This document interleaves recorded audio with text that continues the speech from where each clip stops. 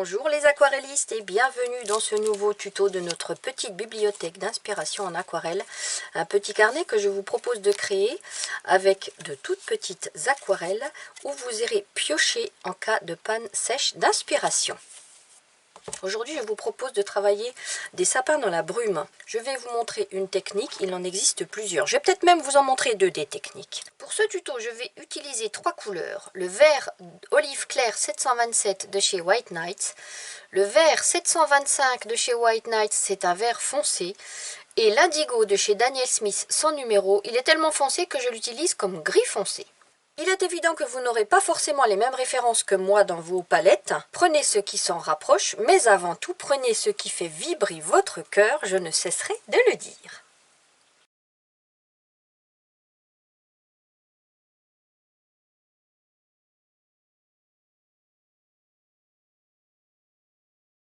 Je vais travailler avec mon pinceau à la vie et mon petit pinceau Léonard numéro 4.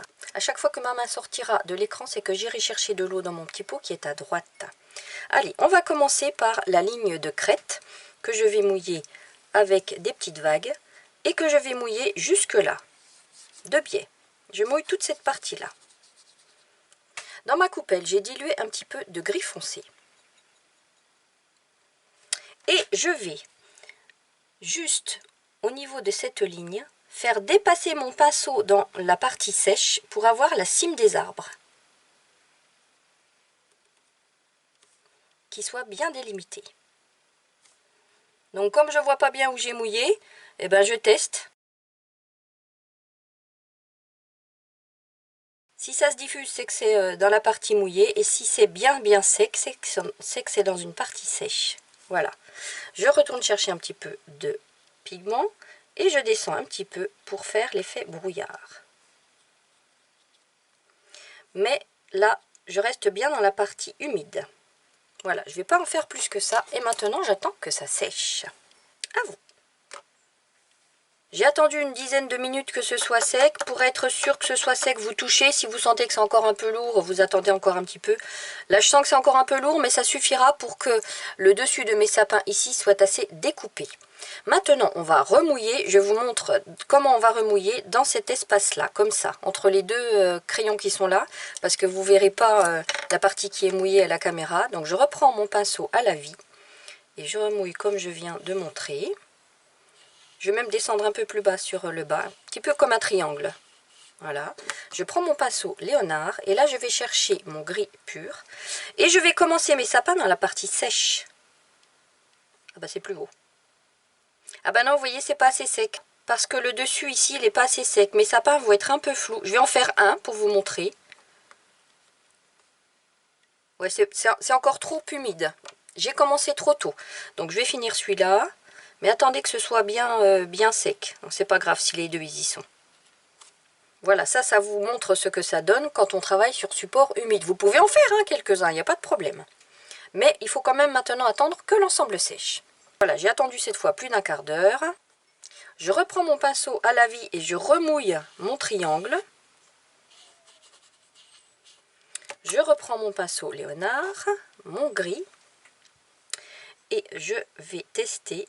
Voilà, là c'est bon. Donc au-dessus, vous voyez que c'est sec parce que c'est pas dans la brume. Je trace un axe vertical qui va me servir de repère pour descendre mon sapin.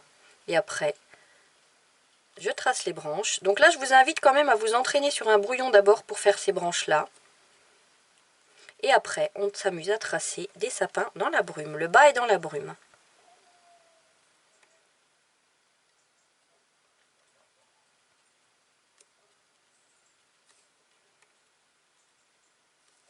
Et puis, je vais en refaire un petit là.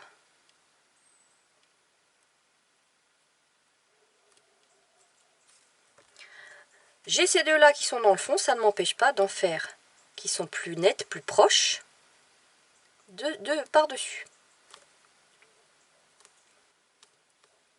Voilà, et je refais des petits traits, des petites touches comme ça dans l'humide. Et je vais en refaire un ici.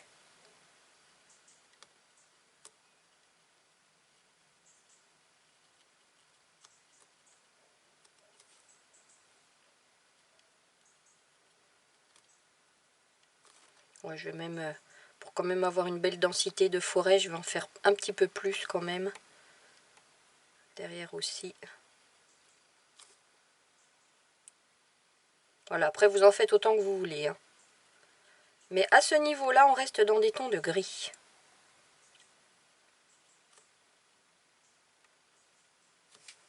À vous, et on attend que ça sèche.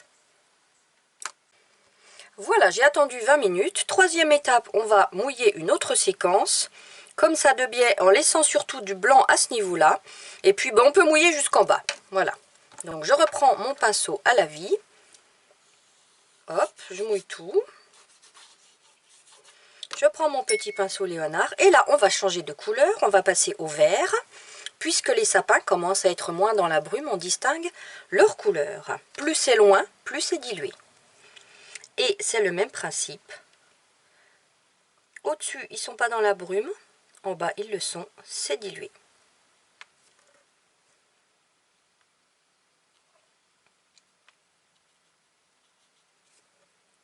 On peut les faire de différentes tailles.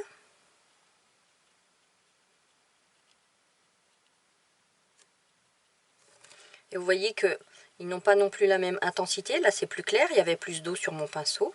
Je laisse faire.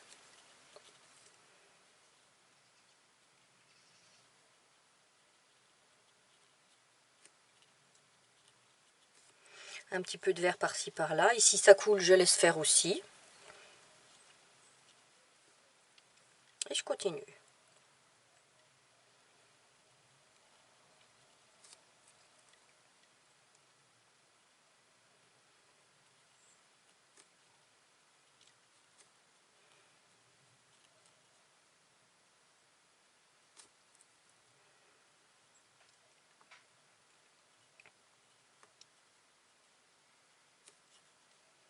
Donc là, c'est pareil, suivant la densité que vous voulez donner à cette forêt, vous en rajoutez entre.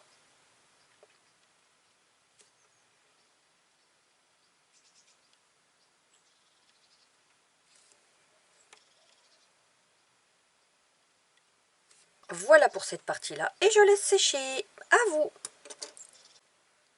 J'ai attendu 20 minutes de plus et vous voyez que la brume s'est formée toute seule.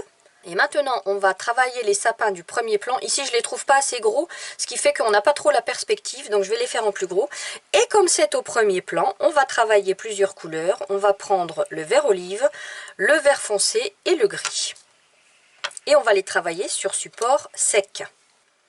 Même principe, je prends la couleur la plus claire et je commence à travailler ma cime. Et puis j'étale. Donc là, ils sont plus gros, hein. Donc je retourne chercher de l'eau pour avoir quand même pas mal de peinture, de pigments. Hop, je rince mon pinceau, vert foncé. Et là, je vais donner des petites touches pour donner du mouvement à ce sapin. Partout, partout. Je rince mon pinceau, gris foncé. Et là, je vais travailler la gauche pour donner juste une ombre sur la gauche. Histoire d'avoir un chouïa de volume. Voilà. Et je vais faire ça plusieurs fois. Je reprends mon vert olive. Donc je ne les fais pas trop haut pour qu'on voit quand même la brume qui se trouve au-dessus. Mais après, j'aurai d'autres petites choses à vous montrer. C'est cool, hein? Le vert foncé, un petit peu partout dans le vert olive pour que ça fusionne bien. Et le gris.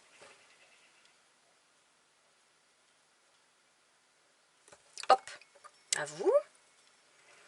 Et rebelote. Je vais en faire un petit peu plus haut cette fois.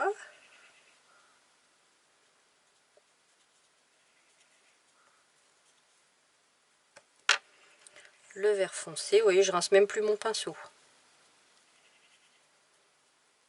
Hop. Et le gris.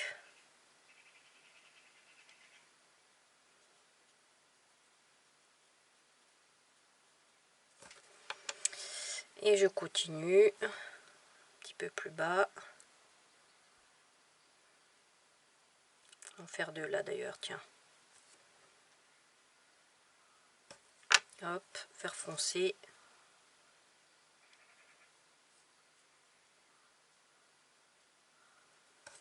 Je rince mon pinceau et le gris.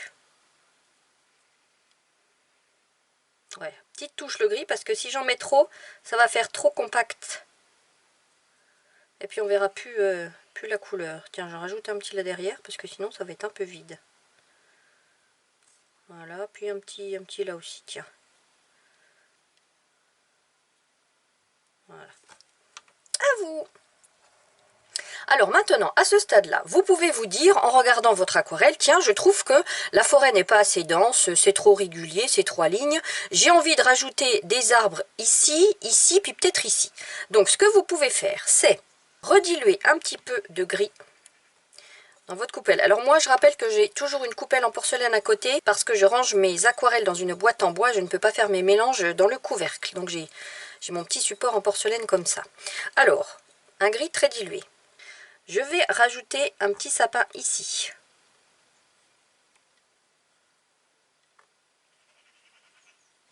Je prends mon pinceau à la vie, je le mouille, et je mouille en partant du bas et en remontant jusqu'à toucher ce sapin. Et je fais ça plusieurs fois.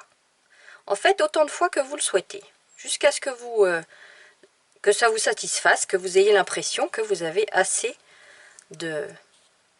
Voilà, vous repartez bien du blanc du bas pour que ce soit bien fondu. Jusqu'à ce que vous ayez l'impression que vous avez assez de densité de sapin.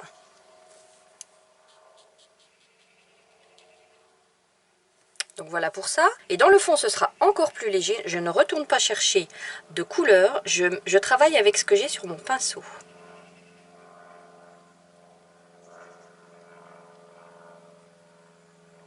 Donc vous voyez que ça reste très très léger. Si vous entendez un avion, c'est parce que la fenêtre de mon atelier est ouverte.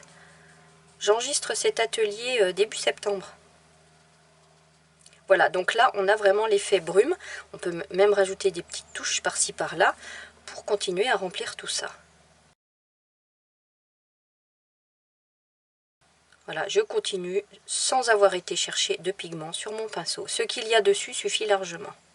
Hop, et je continue là. Voilà pour cette partie-là. Et puis sur le devant, eh ben, on peut faire la même chose avec un petit peu de vert olive. Il n'y a pas assez d'eau sur mon pinceau. Hop. Je rince mon pinceau à la vie et en partant du bas, je vais toucher tout ça. Hop. Et puis encore un petit chouïa là.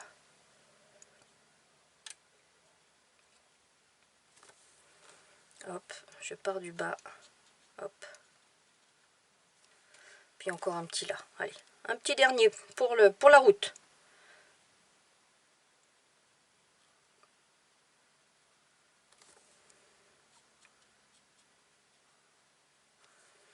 Donc comme d'habitude, ce que je vous propose ici est une base. Maintenant, vous pouvez créer vos propres forêts avec d'autres tons de couleurs et les poster sur les réseaux parce que moi j'ai envie de voir ce que ça donne. Et voilà une petite œuvre de plus dans notre carnet. Prenez soin de vous les amis.